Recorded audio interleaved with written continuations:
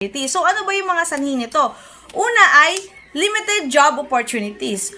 Kulang ang trabaho kumpara sa dami ng naghahanap. So, sa Pilipinas, mas maraming tao ang naghahanap ng trabaho kaysa sa available na trabaho. Halimbawa, kada taon maraming fresh graduates pero hindi sapat yung mga bagong kumpanya o mga negosyo para i-hire sila. So, sa madaling eksplanasyon, parang may 100 aplikante pero 20 lang yung i-hire nila. Automatic, yung 80, wala nang trabaho.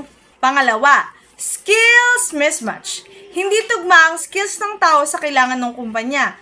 May trabaho nga, pero hindi suwak ang skills ng applicant sa hinahanap ng employer. Minsan, kulang sa training, experience, o specific skills. So, halimbawa, graduate ka ng general course, pero ang hinahanap ng company ay may coding skills or specialized training, kaya hindi ka tinanggap.